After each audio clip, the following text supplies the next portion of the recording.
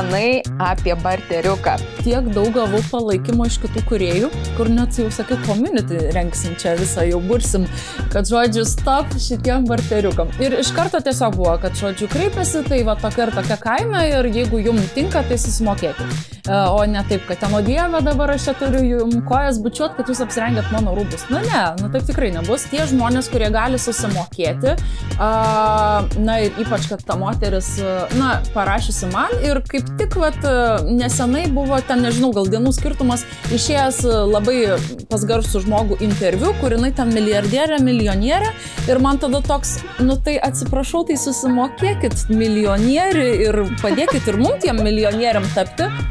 Sveiki, aš esu Valerija Fitzbrasė ir čia laida Kūryba be filtrų. Šiandien aš esu svečiuose pas labai talentingą ir charizmatišką asmenybę, žvaigždžių dizainerę Rimantę Rimgailaitę.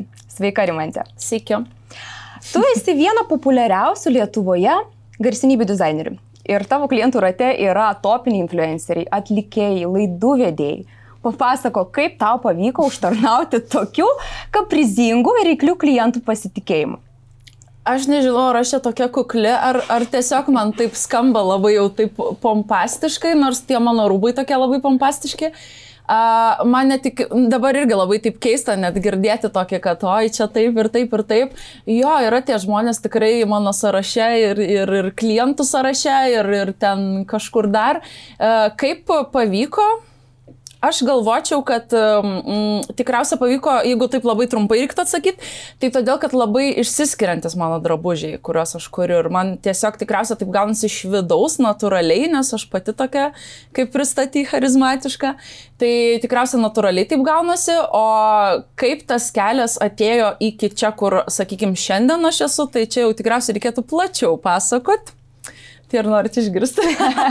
Rimantė, o kas buvo ta pirmoji garsenybė, prie kurios įvaizdžio tau, kaip sakyti, pavyko prisiliesti? Nes iš tikrųjų manau, kad didžiosios daugumos pradedančių dizainerių, kūrėjų arba netgi mados studijų studentų, jų yra svajonė, ko gero, pradėti nuo darbo su garsiais žmonėmis. Nes jeigu tu užkariauji tokių žmonių pasitikėjimą, tai manau, kad tau jau tikrai pramintas takelis į kitų moterų širdis.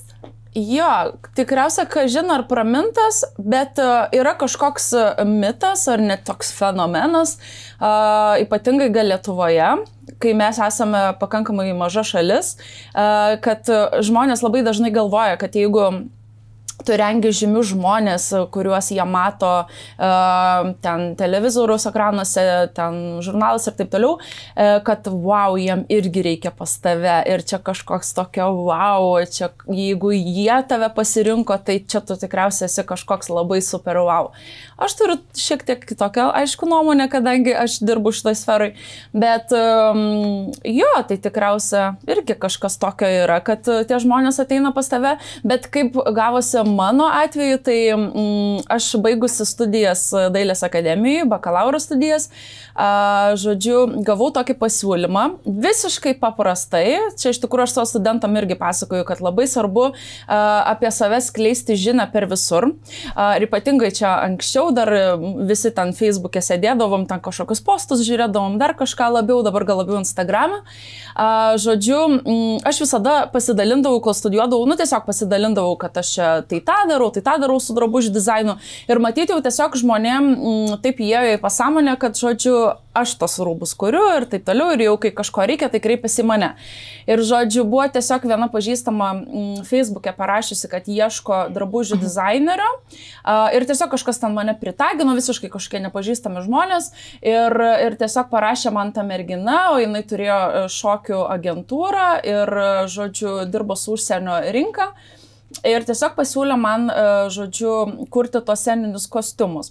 Na ir, žodžiu, kaip aš šiandien sakau, kadangi esu tokia, nu, žodžiu, mėgstu veltis į kažkokius dalykus neaiškus, tai, žodžiu, tikriausiai taip aš tada ir įsivėliau, nes man reikėjo pasiūti 80 sceninių kostiumų.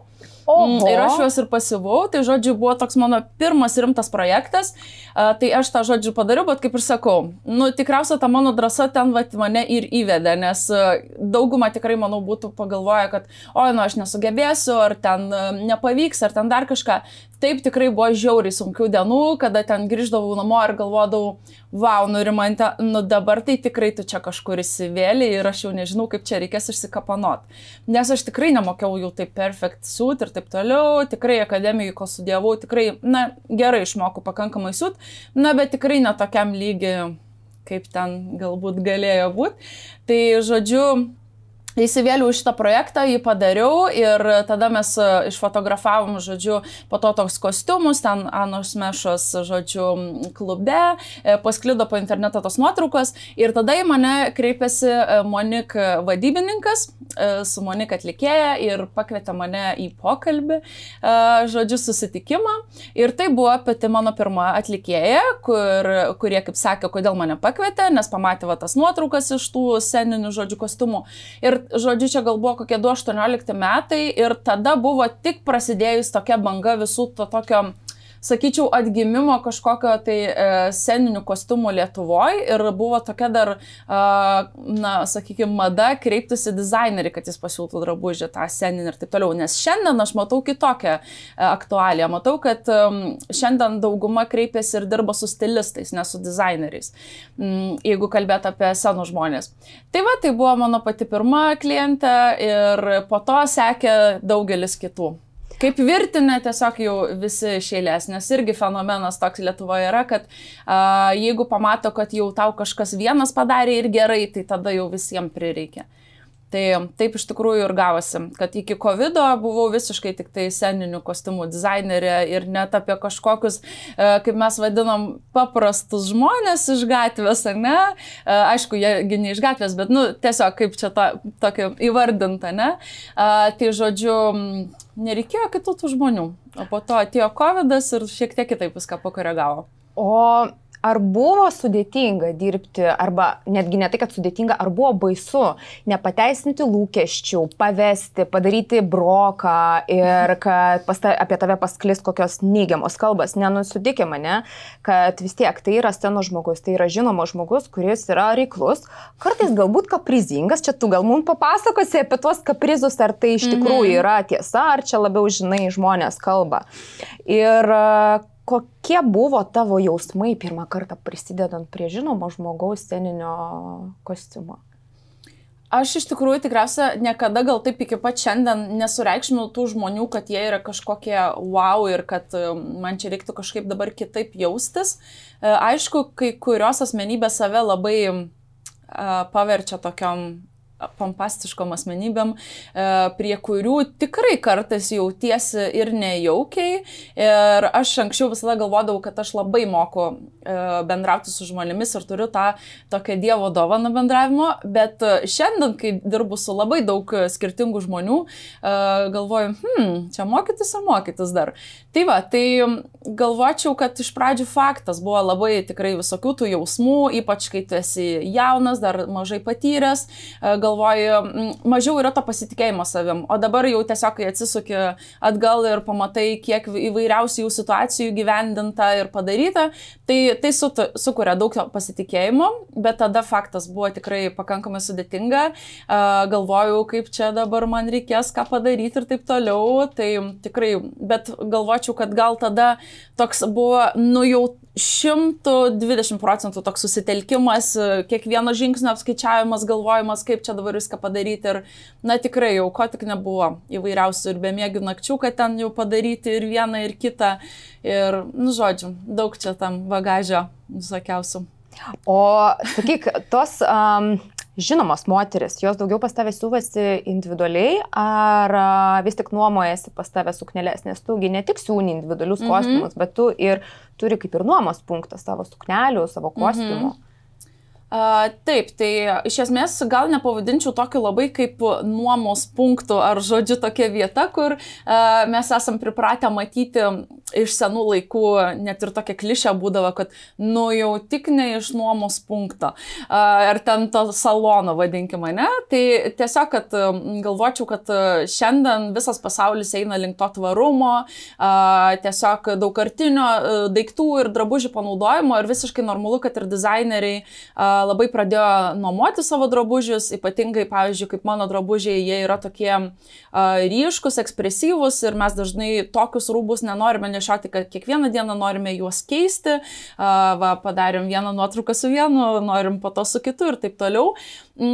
Tai tikrai dažnai būna, kad ir nuomoja, bet galvočiau, kad tokios, jeigu moteris, kurios yra žinomos, matomos, nori būti pavyzdžių kitiems, jos dažnai siuvasi, todėl kad nori, kad niekas daugiau tokio drabužio neturėtų. Na ir dažnai tokie žmonės turi daugiau kur išeiti, daugiau kur pasipuošti, daugiau kur, žodžiu, išnešti, pasivaikščioti tos drabužius. Tai, na, tiesiog turi progų. Tai ir siūnasi. Ir turi. O tavo kainos yra, žinai, iš tos serijos, prieini, pasižiūri ir nueini, ar vis tik įkandamos? Tikrai įkandamos. Aš galvočiau, kad aš dar pakankamai trumpai viską darau. Aišku, aš pradėjau iš tikrųjų mokytis siūti nuo 16 metų ir jau pirmas kolekcijas pristatinėjau 17 metų, bet daug vis tiek buvo tos virtinės, kur aš kaip juokauju, kol studijavau, darydavau tos drabužius tokius ant vieno siūlo pakabintus. Dabar daugiau viskas, tokios komercijos link juda ir taip toliau, tai kitaip jau viskas pakrypo. Bet aš sakyčiau, kad labai rimtai su klientais dirbu gal tik tai 3 metus, kada tikrai dirbu ir su tais individualiais užsakymais, ir su nuotakom, ir su vyrais, kostiumų siuvimu ir taip toliau. Tai ir tie patys atlikėjai. Žodžiu, sakyčiau, kad apie 3 metus, tai sakyčiau, vis tiek eis metai, aš auksiu, tos kainos faktas auks. Kol kas, sakau, dar ne taip ilgai aš jaučiuosi, kad vystau šitą savo veiklą taip rimtai, tikrai įkandamos tos kainos. O šiaip labai kartais mane taip juokina tie žmonės, kurie visiškai būna nesusijęs su mūsų šitais visais reikalais. Ir jie galvoja, kad wow, čia tokios kainos pas mus turi būti, čia jau tokios tikrai ten suknelė 3000 ir taip toliau, bet aš tada galvoju, o kur tie žmonės įsivaizduoja, jie gyvena? Amerikoje, kokiam New York'e? Monake, ten nežinau, dar kažkur. Mes gyvenam Lietuvoje, reikia įsivertinti rinkos kainas, žodžiu, ir visus kitus dalykus, kaip bebūtų gaila. Tai žodžiu, tai tikrai įkandamos tos kainos, aišku, tai yra daugiau negu Zaros drabužiai, bet žodžiu, tikrai įkandamos, tai va, prašau. O kada tu supratai, kad tu nori būti mados industrijos atstovė? Kaip suprantu, nes jau pradėjai ganėtinai anksti, bet kada atėjo tas suvokimas, kad aš save noriu sieti su menu, su dizainu, su drabužių kūrimu, kada tu pradėjai apskritai vizualizuoti apie tokius dalykus? Iš tikrųjų, pas mane pakankamai paprastai viskas gavosi, nes atrodo, kiek aš save atsimenu, visada ten būdavo pilni tenai sąsviniai pripieštų modelių ir taip toliau. Ir jau mokyklos laikais ten jau sugalvodavau, kaip čia dabar ką prasiversti, kaip šiek tiek paverslauti. Ir atsimenu, jau gamindavau įvairius ten auskarus, papuošalus, eidavau pas mamą į darbą, mano mama teisme dirba, eidavau pas ją ten, moterim, žodžiu, pardavinėdavau tos savo papuošalus.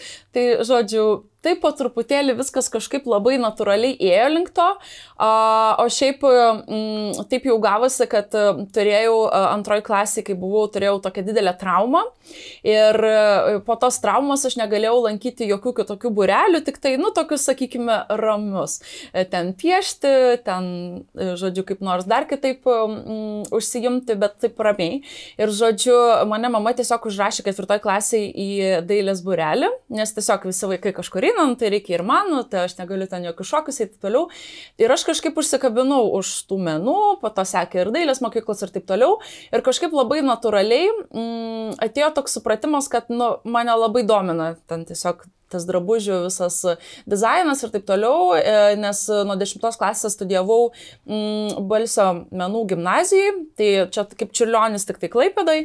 Ir, žodžiu, ten būdavo drabužių dizaino tokia kaip pamoka ir ten, žodžiu, mokytoja, noriu su mumis dėstytojas sakyti, bet mokytoja pastebėjo mane ir mano klasioką, kad mes gal šiek tiek turim kažkokių daugiau gebėjimų ties tuo ir išsiuntė mus 10 klasėje į tokį Liepojų konkursą, kur mes turėjome pasiūti drabužius, ten tokias suknelės, žodžiu, buvo konkursas.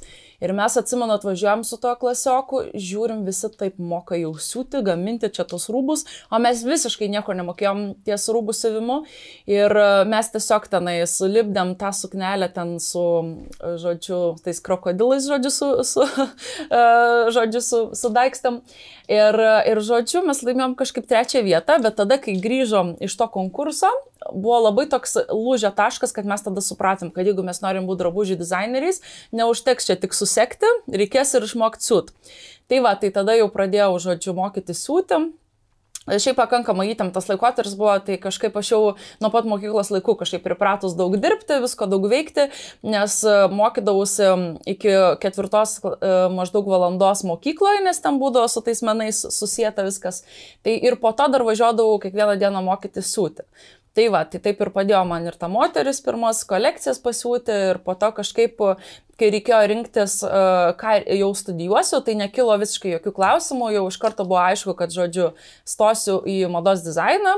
Tada taip gavosi, kad šeimoje neturėjom galimybės išsiųsti mane mokytis kažkur svetur, o ir anglų kalbos žinios nebuvo tikrai tokios geros, nes iš tikrųjų, kai mokykloje mokinausi, kažkokie vėjai mano galvoje švilpavo, tik tai tie menai ir dizainas man rūpėjo, kur šiandien galvoju, galėjau ir daugiau kažko pasimokyti.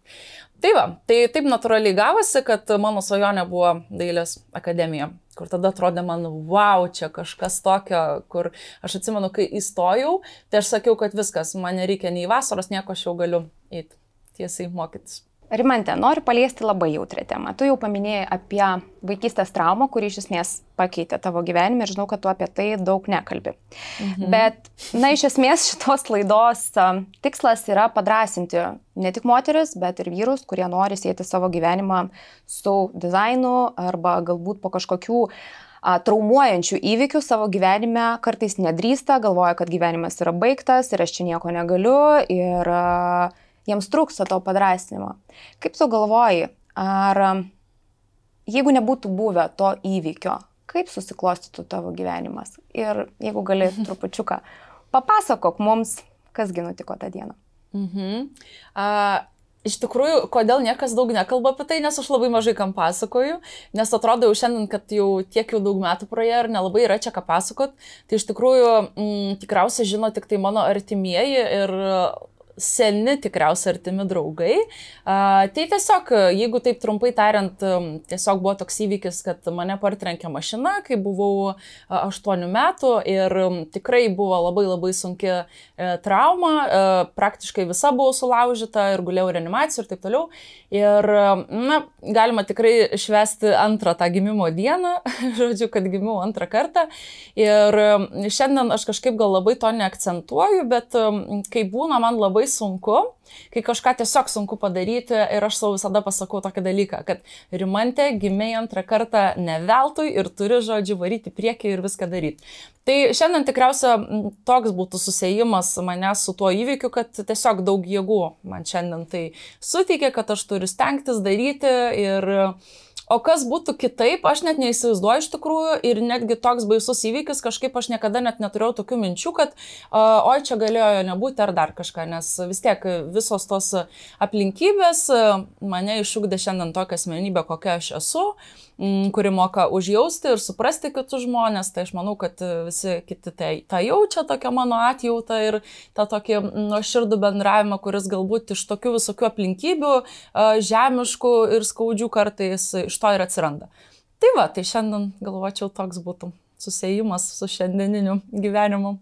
Labai, labai ačiū tau už tokį patviravimą, nes manau, kad tokie atviri pokalbiai, jie labai įkvepia kitus žmonės, nepasiduoti ir suprasti, kad ne veltui taip nutiko, ką mes iš to galime išpešti, ne? Nes taip. Vis tik tai turėjo tiesioginę įtaką tavo gyvenimo kelioniai ir tavo kelionė, manau, kad dabar susiklostė kuo puikiausiai ir esi didžiulis pavyzdys kitiems. Rimante, tu esi diplomuota dizainerė. Kaip tu galvoji, ar tai turėjo tiesioginę įtaką tavo dabartiniai karjerai?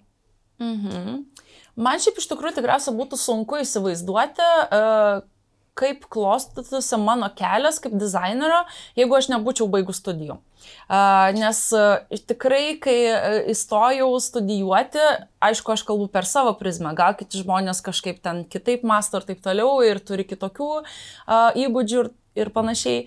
Aš atsimenu, kai aš įstojau į akademiją arba kai aš galvojau, kad aš būsiu dizainerė, tai aš tikrai galvojau tikriausia, kad, būsiu aš dabar kaip Juozas Statkevičius ir mes čia visi dabar tokiam lygiai būsim su, žodžiu, visais šitais reikalais. Bet aišku, čia nebūtinai, kad kaip Juozas Statkevičius, bet tiesiog, kad visai kitaip visi dalykai vyksta ir taip toliau. Ir, žodžiu, aišku, dabar šiandien ir visai kitos gyvenimiškos aplinkybės, kitaip viskas dėliojasi, bet esmė tokia, kad visiškai nebuvo tokio supratimo, ką tas dizaineris daro, kaip ten viskas vyksta. Kažin gal ar pabaigus studijas tas buvo toks tikslus supratimas, bet ką studijos davė, tai tiesiog daugiau išmokę siūti, daugiau prisiliesti prie visokių medžiagų, susipažinti su žmonėm. Gal nesakyčiau, net labiausiai studijos ką davė, tai pažinti su žmonėm. Nes jeigu tu tikrai sugebi bendrauti, tiesiog daugiau pasistengti tų studijų metu, ten, pavyzdžiui, kažkoks vyksta workshopas, ten susipažinti su to dėstytojo atėjusiu, ten su juo ten daugiau užmegzti tą ryšį, kas gali turėti tau ateityje labai daug naudos. Tiesiog būti pastebimu iš karto, pavyzdžiui, tarp studentų kitų ir taip toliau. Tai galvočiau, kad tos pažintis gal labiausiai, nes tikrai galėčiau iš karto jau man kelios pavardės stovi galvoje, kurios man tikrai būtent akademija davė tas pažintis. Tai galvočiau, kad tokios pažintis, aišku, įgūdžiai, asmeninė gal tokia tiesiog branda arba tiesiog pamatymas savęs kitų kontekste tarp kitų studentų, nes tikrai akademijoje yra labai talentingų studentų. Ir šiandien man tuo labiau dar yra įdomu palyginti ir institucijas, ir šiaip studentus įstojančius į tam tikras skirtingas vietas, nes pati, kadangi dirbu Vilniaus kolegijoje, dar prieš metus dirbau ir Kauno kolegijoje dėstytoja, tai įdomu tiesiog palyginti ir studentus, ir institucijas, ir skirtai. Tai tai studijos tikrai, manau, kad labai naudingas dalykas. Tai gaunasi taip, kad, kaip tu ir minėjai, daug talentingų yra būsimų, esamų dizainerių. Tai ta konkurencija panašu, kad yra visai nemaža, nepaisant to, kad mes esam tikrai labai maža šalis. Kaip tu sugebi išsiskirti iš konkurentų? Spalvom tai mes jau visi supratom, bet tikrai aš pati, kadangi esu mados industrijos atstovė, aš labai daug analizuoju rinką, aš labai daug ir žiūriu, kas naujo atsiranda ir einu ir pristatymus. Ir kas yra labai smagu, kad iš tikrųjų taip yra daug jaunų žmonių, kurie turi gerą pajautimą, talentą, bet yra tokie pat ryškus kaip tu. Tai kaip tu sugebi nenublankti tarp tų naujų kylančių žvaigždžių? Aišku, viskas labai greitai keičiasi. Čia, kaip sakoma, šiandien ryškus, rytoj gal būsi blankus. Tai kas čia žino. Bet iš tikrųjų aš kažkaip galvočiau, kad gal mano tiesiog tokia vidinė savybė, kad aš iš tikrųjų labai stengiuosi nesilyginti su kitais. Nes galima, aišku, čia pasižiūrėti, ką kitas dizaineris daro, kiek jam sekasi, kaip jam ten kažkas pavyksta, bet aš galvočiau, kad reikėtų vadovautis visada tuo, kad mūsų toks skirtingas kelias visų, mes visi iš tokių skirtingų šeimų atėję, iš ten skirtingų visokių ten aplinkybių ir taip toliau, ir svarbiausia nesilyginti su kitais, o kai nesilygini su kitais, tu neprarandi savo, galvočiau, individualumo ir tai galbūt ir padeda tiesiog, kad nesilygint su kitais, galvoti iš tikrųjų, kuo tu apskritai iš savo vidaus, kuo tu gali išsiskirti ir galbūt tai ir pastebi žmonės, galbūt tai ir padeda. Galvočiau toksai pagrindinis dalykas. O tų tokių ryškių, kurie mėgtų spalvas ir galbūt nebijotų taip eksperimentuoti, tai manyčiau, kad gal nėra tiek daug, nes vis tiek Lietuvoje gal labiau mes tokie pripratę būti saugus, Aišku, dabar daugiau tų tokių ryškių, kuriančių dizainerių ryškiai galbūt ir daugėja, bet vėlgi atsimenu, kad kaip ir studijuodama, tikrai buvo ir talentingesnių, tikrai ir už mane žymiai studentų, bet įdomu, kodėl jie šiandien galbūt nedirba to darbo, nes aš galvočiau, kad neužtenka vien tik tai gerai kurti, reikia ir verslumo, ir mokėjimo bendrauti su žmonėm, įgūdžių, daug to tokio ekstravertiškumo. Sunku, manau, tiem intravertam šitam darbe. O soc tinklai ir marketingas, kokią vietą užima tavo gyvenime? Tu apskritai viską pati darai, ar tu samdaisi žmonės, kurie tai daro? Ir apskritai, ar daug tų finansų skiri būtent social media, savo žinomumo didinimui, kaip viską? Tai kokią vietą tai užima tavo kūrybai? Iš tikrųjų, anksčiau, aišku, viską darydavau pati. Kai iš viso, kai tik tai baigiau studijas, tai pati ir siūdavau, ir kurdavau, žodžiu, viską pati darydavau. Dabar jau, ačiū Dievui, turiu komandą, tai jau netenka visko pačiai daryti. Aišku, dažnai įvairiausiam projektam ar tiesiog kažkokiem darbam, kuriuos reikia padaryti, tai samdau tiesiog žmonės. Neturiu tų žmonių, su kuriais visada dirbčiau, apart siuvėjų.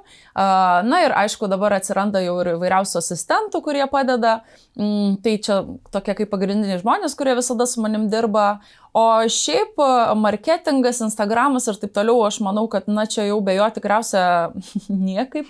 Šiaip tikriausia man labai padėjo tai, kad rengiasi žinomi žmonės mano drabužiais, kad žymiausi influenceriai Lietuvoje mėgsta mano tos drabužius. Tai ir kažkaip natūraliai taip ir gaunasi, nes jiems reikia tų ryškių įvairiausių tų apdarų. Tai tikriausia dėl to ir patinka ir taip gaunasi, kad ir gera reklama gaunasi, kaip ir nemokamai. O tai kuris influenceris ar kuri garsenybė tau atnešė daugiausiai šlovės, kur pamatei, aprengi ir bum, kitą dieną buvo po storių, pas tave Instagramas sprogo, visi iškart pradėjo tau rašyti, tave sekti, laikinti tavo postus ir klausti, kiekgi kainuoja tavo tie apdarai? Na, tikriausia, aš būsiu tokia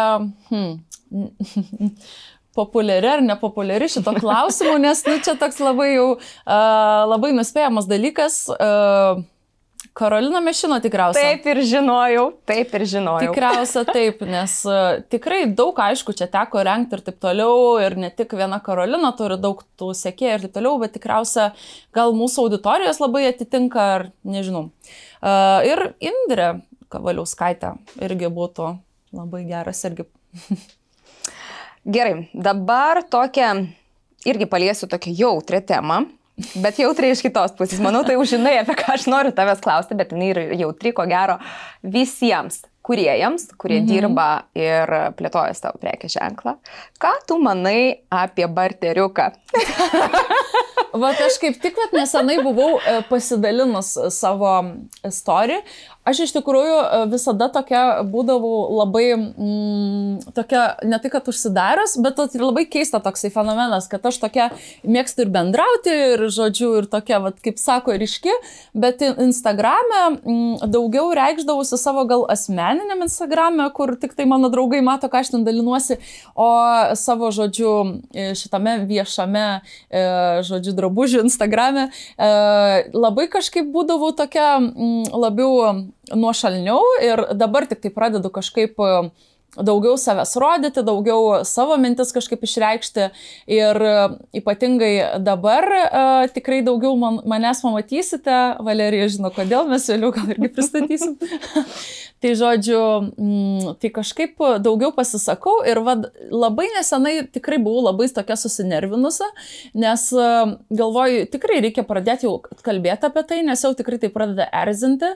Tai gavau nesenai žinutę iš žmogaus, kuris labai save pateikia tokią milijonierė, milijardierė, ar kaip jau čia tos nuliukus suskaičiuot. Žodžiu, gavau žinutę, kad ten sveiki, ar paskolintumėte ten barterių, ar ten dar kažkaip, žodžiu, jau neatsimenu labai tiksliai to žinutės, bet esmė tokia, kad ar paskolintumėte savo drabužius nueiti man į šventę. Ir kažkokią tais, ne? Ir aš labai buvau tokia labai kaip ir šokiruota, kodėl žmonės, kurie gali sau leisti sumokėti pinigus ir paremti tos Lietuvos kūrėjus, kodėl jie būtent prašo, žodžiu, nemokamai. Ir tada kažkaip, nežinau, daug galvoju apie tai, galvoju, ar čia toks tai sportinis interesas, kai būna žmonės, kurie turi daug pinigų ir jie vis prašo nuolaidų, nes toks kaip sportinis interesas, ar čia nežinau kas. Tai tikrai buvau labai pasipiktinus ir aš tikrai esu prieš tokius dalykus. Ir tikriausia, dėl to būna dar labai dažnai užduodamas man klausimas, klausia, o ar tau moka tie žinomi žmonės už tuos kuriamus drabužius ir kad tu jiems ten prisiuvi visko ir taip toliau? Taip tikrai moka, nes aš savo kažkaip nedaviau lipti jiems ant galvos, jiems lipti man ant galvos ir iš karto tiesiog buvo, kad, žodžiu, kreipiasi, tai tokia ir tokia kaina ir jeigu jums tinka, tai susimokėkit. O ne taip, kad ten, o Dieve, dabar aš čia turiu jums kojas bučiuot, kad jūs apsirengėt mano rūbus. Ne, taip tikrai nebus.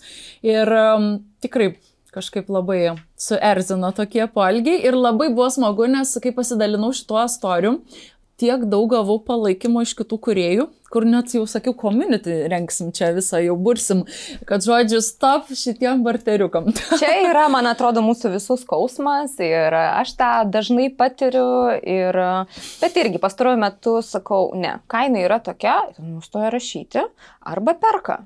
Ir visos bėdos pasibaigia. Bet aš žinau, kad tu esi nemokamai aprengus abiturientė. Atsimenu tą istoriją, kad visgi tave sugraudino tą istoriją. Tai ir čia yra visiškai kitas toksai priešiškas dalykas, kad tie žmonės, kurie gali susimokėti, na ir ypač, kad ta moteris, parašysi man ir kaip tik, nesenai buvo ten, nežinau, gal dienų skirtumas, išėjęs labai pas garsų žmogų interviu, kur jinai ten milijonierė ir man tada toks, tai atsiprašau, tai susimokėkit milijonierį ir padėkit ir mum tiem milijonieriam tapti. O kaip parašo merginos, buvo nesenai čia gavau tokią žinutę, kur galvoju, wow, kaip faina, būtinai padėsiu. Žodžiu, gavau iš abiturientės žinutę, kad jai labai gėda rašyti šitą laišką, bet noras atrodyti gražiai paskutinio skambučio metu yra didesnis negu, žodžiu, ten tas gėdos jausmas ir galbūt aš galėčiau ją aprengti ir papuošti, o jinai sugalvos, kaip man ten atsilyginti ir taip toliau, kad netgi siūlo kažkokį tai darbą ar kažkokią pagalbą ir taip toliau. Ir aš net nedvėjodama iškart parašiau, kad gerai, kokios suknelės norėtum ir taip toliau, tai ir aprengiau aš tą merginą ir net ir kilo po to tokių minčių, kad gal reikėtų kažkaip susivienyti su kitais kūrėjais ir padaryti kažkokių akcijų tokių, kur tikrai yra šeimų, kurios negali sau to leisti ir taip toliau, tai kad padėti jiems, tai tokiem žmonėm tikrai visada padėsiu ir tikrai negaila visiškai nei aprengti, nei kažką duoti, galiu ir padovanoti, čia nėra kažkas problemos, bet ne tiem, kur gėda. Bet nebuvo baisu, kad negrąžins suknelės. Ir ar viskas sklandžiai buvo? Šiaip gal buvo šiek tiek tokia mintis, kad kadangi tai buvo žmogus iš kito miesto, iš mažo miesto, gal buvo tokia šiek tiek mintis, kad ar čia kažkokia nėra klasta, ar ten dar kažkur, bet čia toks sekundės reikalas ir pagalvojau, tai vis tiek jau nesam visi čia tokie baisus plėšikai ir dar kažkas. Šiaip manau, kad Lietuvoje mes pakankamai, gražiai dar vis palyginus su kitom šalim gyvenam, tai kažkaip nebuvo tokių gal labai daug minčių. Šiek tiek, sakau, sudvėjojau, bet šiaip galvoju, ir dingsta suknelė, Dieve, kas čia dabar. Pasiūsi naują. Taip, pasiūsi naują. Bus. Nieko, mes čia taip labai fainiai su tavim šnekučiuojamės, viskas taip pozityvu, viskas taip gražu, bet nebūna taip, kad viskas būna tiesiog tobula, kaip per sviestą. Rimante, ar turėjai tokių situacijų, kad tiesiog svyro rankos ir sakei, kad viskas, šiandien noriu viską mesti ir nieko nebenoriu daryti? Štarai vonioji ir verki. Jo, tikriausiai yra buvę. Šiaip galvočiau gal tik vieną kartą, kai toks rimtas kažkoks sunkumas buvo užklupęs, tai čia tikriausiai praeitą vasarą buvo. Kai tikrai, sakau, įsivažiavau į tą jau tokį klientų gūsį, ratą ir tų žmonių tikrai visokių būna. Ir ne visi tokie pozityvus, faini ateina ten Ir šiaip kažkaip gal nebuvau to tokio gal pilnai supratus dalykų, kad dažnai net ne nuo to, kokią aš tą drabužį pasiūlysiu ar ten sukursiu, ne nuo to viskas priklauso, nuo pačio žmogus, ten kažkokių vidinių emocijų, ten dar kažkokių dalykų ir taip toliau. Tai buvo toks iš tikrųjų lūžis, kai buvau jau labai kažkaip pavargus, buvo atrodo ir su komanda kažkokių ten problemų, atrodo taip fainai viską sugalvoju, sukuriu, o vat įgyvendinti vat yra kažkokių spragų su komanda tiesiog ar ten kažkokiais kitiem žmonėm, kuriem turiu patikėti tą jau pasiuvimo procesą, visą tą jau gamybą, aišku, viską ten visada prižiūriu, bet, na, kai jau esi ne pats už viską atsakingas, tai turi perduoti kitiem tą darbą, tai, na, kartais kiti tie žmonės tikrai nuvilia ir kartais, ne kartais, o tikrai visko būna, o kadangi aš esu savo prekinio ženklo veidas ir šiaip dizaineris, pas kurį ateina tie žmonės siūtis, tai aš už viską turiu atsakyti ir nešti tą žodžių ir kartais ir lengvą ir sunkia tą dalę. Tai tikrai jo buvo toks praeitą vasarą toks šiek tiek lūžis, kada jau galvoju, ką čia dar galėčiau daryti, nes, tikrai pavargau jau nuo viso šito kažkokio tokio ir tos naštos, ir tų klientų, ir noriu to, noriu ano, ir tu čia, žodžiu, šakinėjai aplink tą žmonės. Bet galvočiau, kad irgi toks vis tiek labai trumpalaikis buvo. Tas tokia mintis vis tiek buvo toksai, kad ne, aš darau, čia mano kelias, aš sugalvosiu, kaip išspręsti vieną ar kitą problemą ir kažkaip nepasiduosiu.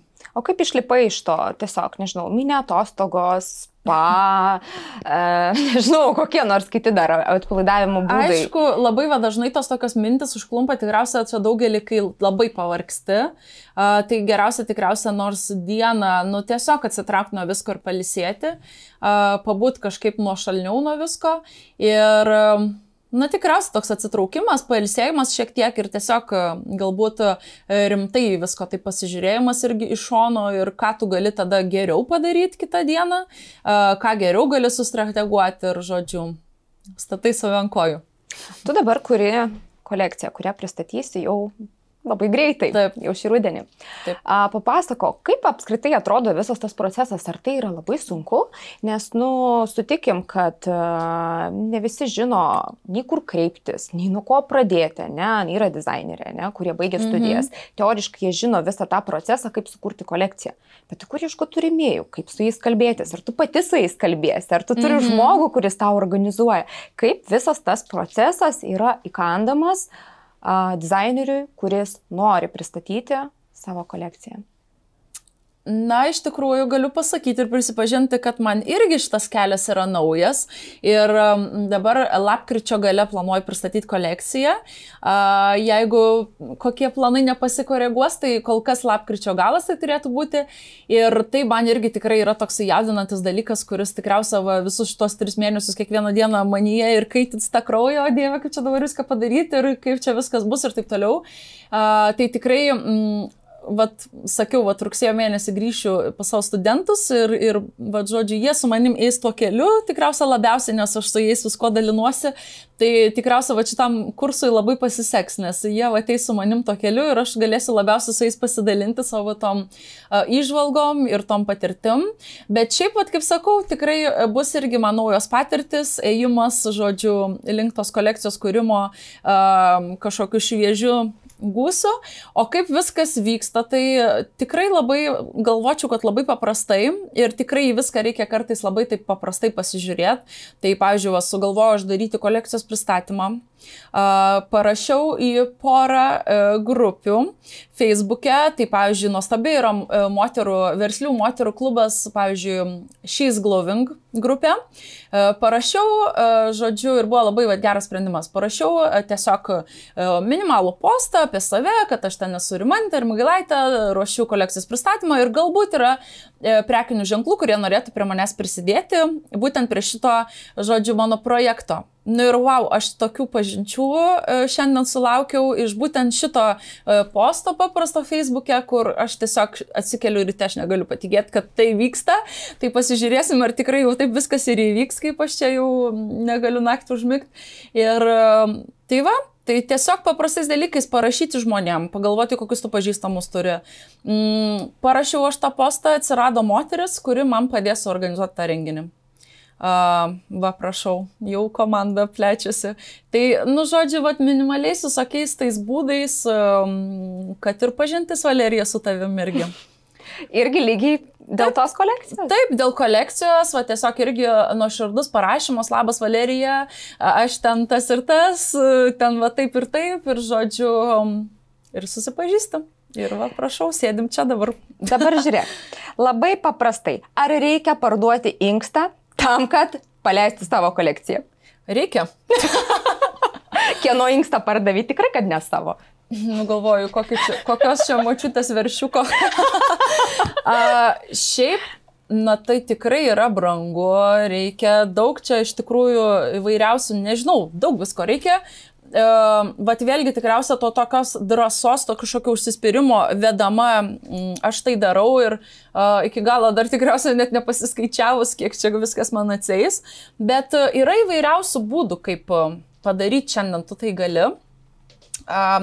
Manau, kad tiem tokiem labiausiai užsispyrusiem, veržliem, talentingiam žmonėm yra įvairiausių tų kelių ir būdų, kaip rasti finansavimų, kaip rasti žmonių, kurie tau gali padėti, paremti, ar ten dar kažkaip kitaip. Na ir šiaip, aišku, va, to savo darbu galiu ir užsidirbti ir kolekcijos pristatymam. Rimante, mūsų pokalbio pabaigai. Taip. Aš norėčiau, kad tu